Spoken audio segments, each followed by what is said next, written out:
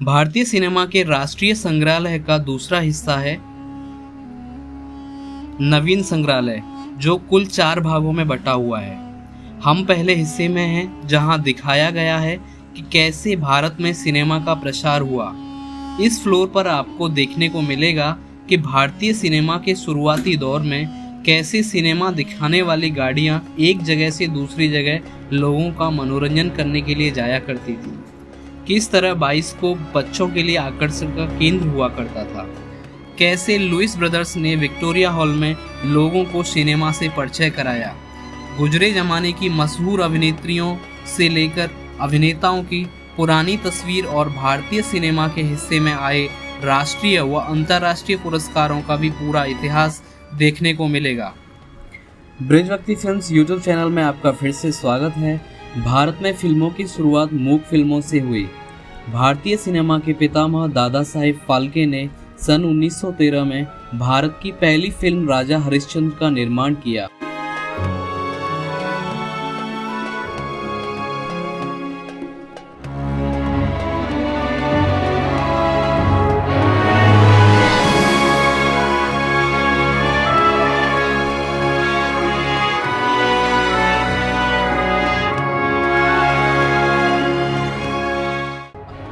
इसके बाद सन 1931 में पहली भारतीय आवाज़ वाली फिल्म आलम आरा आई। जैसे जैसे समय बीतता गया, सिनेमा में भी बदलाव आते गए।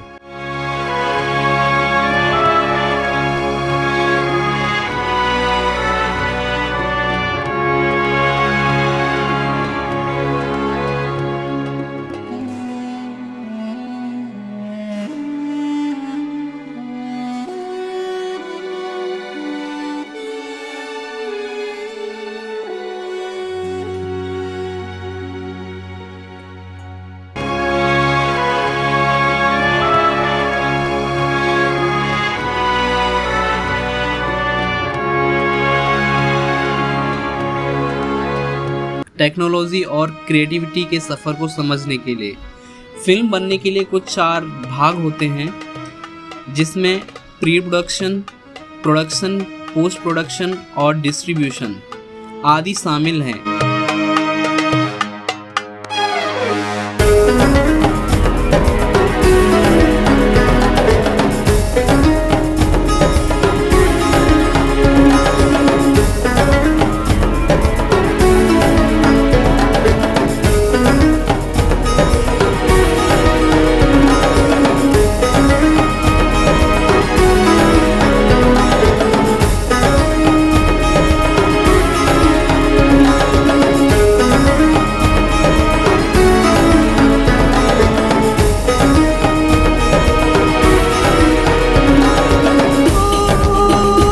वर्ष 1913 में दादा साहेब फाल्के ने भारतीय सिनेमा की पहली मूक फिल्म राजा हरिश्चंद्र का निर्माण किया था। इस फिल्म के साथ ही भारत में मूक फिल्मों का दौर शुरू हो गया। पुराने फिल्मकारों की तस्वीरों के माध्यम से बड़ी ही खूबसूरती से मूक चलचित्रों के प्रवर्तकों के बारे में बताया गया है। राजा हरिश्चंद्र के बाद संपूर्ण भारत में सिनेमा का विस्तार होते चला गया।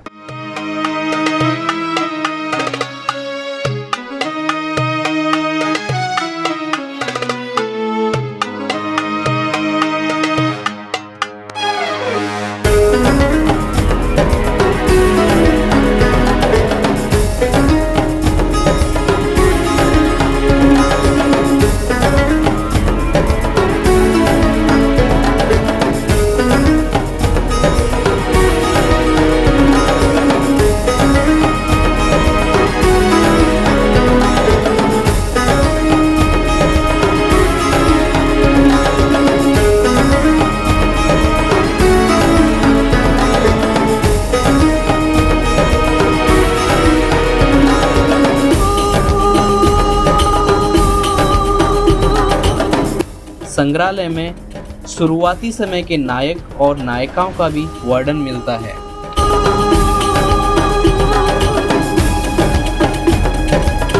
इसके साथ ही प्रारंभिक भारतीय फिल्मों को औपनिवेशिक प्रक्रिया और अंतर्राष्ट्रीय सहयोग को भी काफी अच्छी तरह से दिखाया गया है।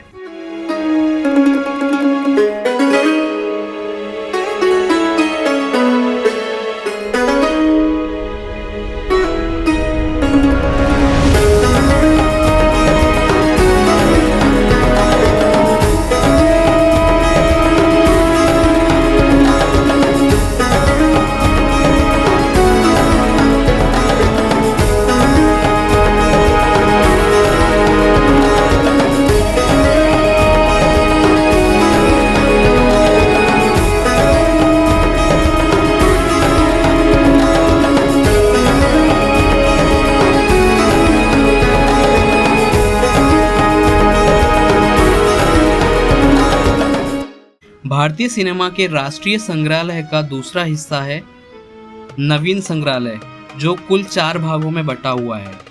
हम पहले हिस्से में हैं, जहां दिखाया गया है कि कैसे भारत में सिनेमा का प्रसार हुआ। इस फ्लोर पर आपको देखने को मिलेगा कि भारतीय सिनेमा के शुरुआती दौर में कैसे सिनेमा दिखाने वाली गाड़ियां एक जगह से दूसरी जगह लोगों का मनोरंजन करने के लिए जाया करती थी।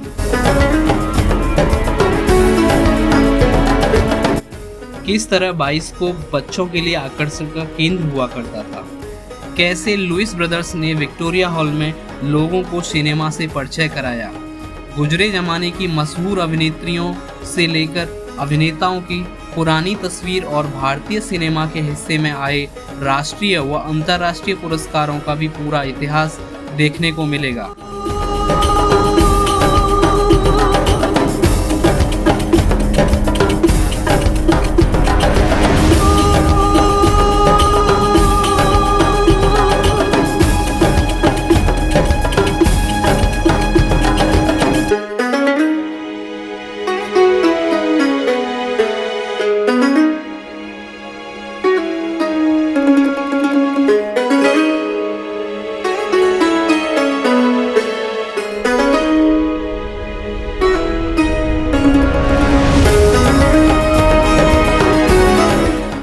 संग्रहालय की नवीन बिल्डिंग के पहले हिस्से में भारत के सिनेमा के प्रसारण का वर्णन मिलता है। इस देश में सिनेमा के उस दौर को भी दर्शाया गया है जब गाड़ियों के माध्यम से फिल्में एक जगह से दूसरी जगह पहुंचती थी। कैसे गांव-गांव में बाइस्कोप बच्चों की पसंद बन गया। कैसे भारतीय सिनेमा मूक सिनेमा से गतिमान सिनेमा की तरफ बढ़ता चला गया।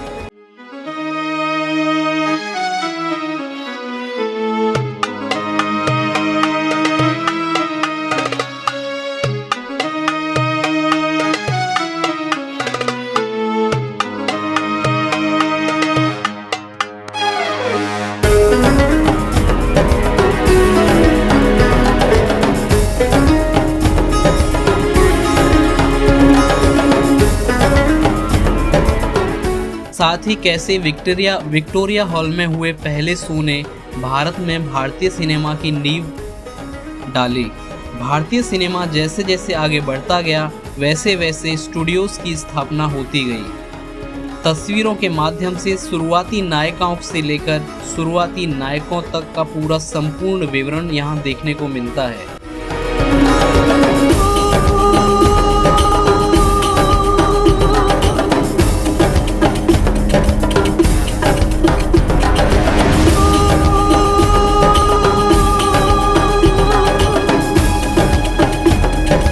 संग्रहालय के इस भाग में नए राष्ट्र और उनके सिनेमा संस्थान, फिल्म प्रमाण पत्र और भारत में फिल्म प्रमाणन का इतिहास दर्शाया गया है। भारतीय सिनेमा के बाद भारतीय सिनेमा एक के बाद एक कई नायक और नायिकाओं का जन्म हुआ।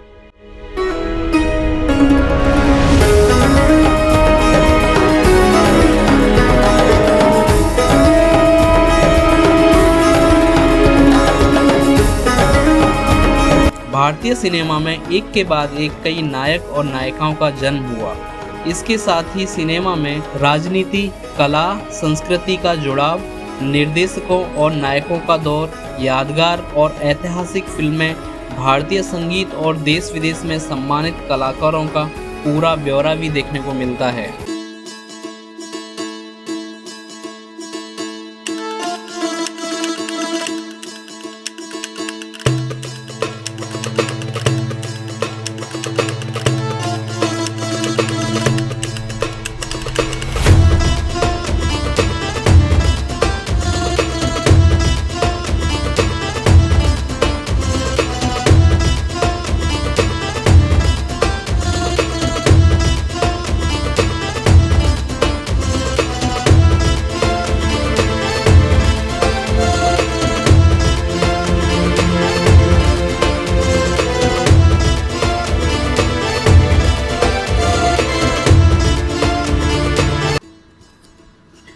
हम अब आ चुके हैं भारतीय सिनेमा के टेक्नोलॉजी और क्रिएटिविटी के सफ़र को समझने के लिए। फिल्म बनने के लिए कुछ 4 भाग होते हैं। जिसमें pre production, production, post production और डिस्ट्रीब्यूशन आदि शामिल हैं। कैसे कैमरों का भार, आगे हम देखने को मिलेगा कि कैसे कैसे कैमरों का भार और आकार घटता चला गया। कैसे फिल्मों को एडिट करने वाली मशीनें छोटी छोटी होते होते कंप्यूटर बन गई। इसमें हम जानेंगे कैसे किस तरह के लाइट बल्ब की वजह से अशोक कुमार की आंखों को क्षति पहुंची।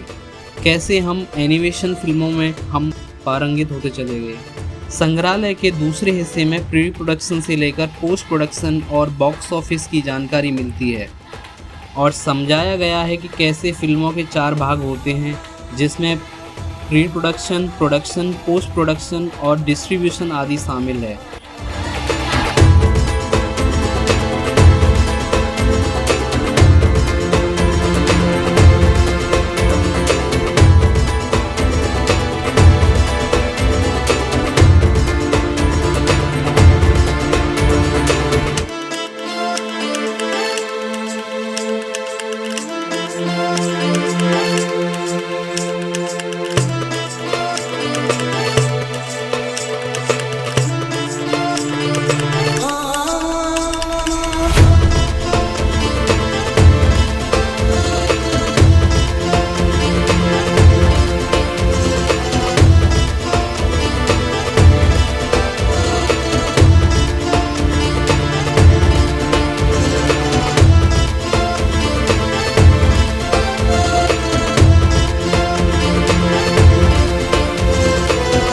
वहीं आगे बढ़ने पर सन 1890 से लेकर 2010 तक के इस्तेमाल में लाए गए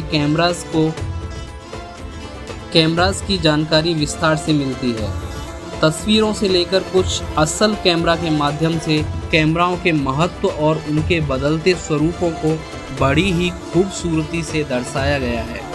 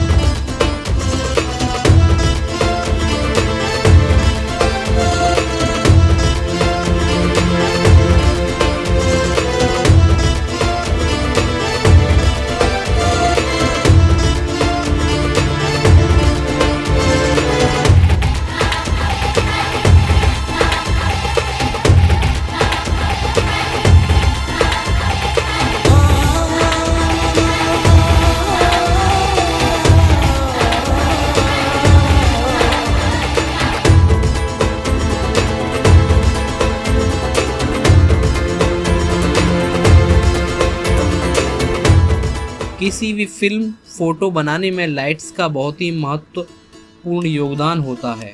फिल्म में प्रत्येक परिस्थिति के अनुसार अलग स्क्रीन होता है और प्रत्येक स्क्रीन में अलग प्रकार की लाइट की आवश्यकता होती है। संग्रहालय में पुराने ज़माने की कई सारी लाइट्स भी देखने को मिलती हैं। कहा जाता है इसी प्रकार की लाइट्स की वजह से अशोक कुमार की आंखों में दिक्कत शुरू हो गई थी, जिसके बाद वह चश्मा लगाने लगे थे।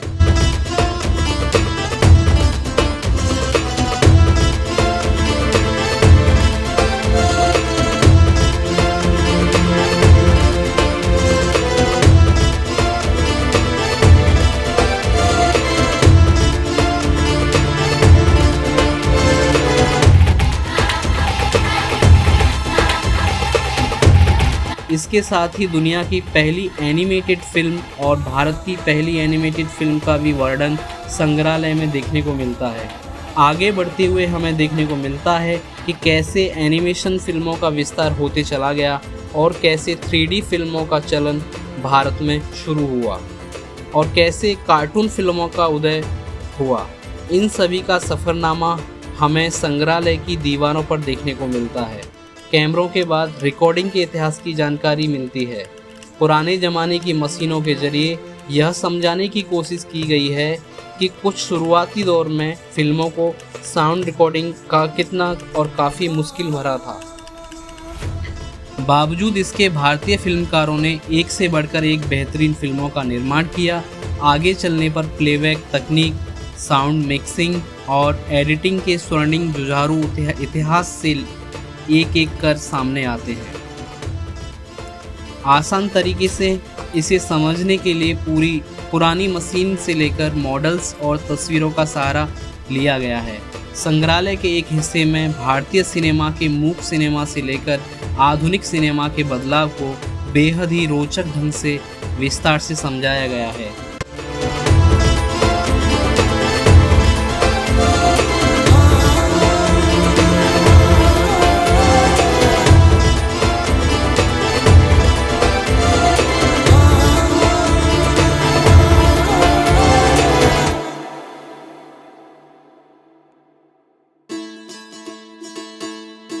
म्यूजियम में हमें देखने को मिलता है कि कैसे रिकॉर्डर के सहारे विश्व सिनेमा में ध्वनि प्रस्तुत करने का प्रारंभिक प्रयास किया गया।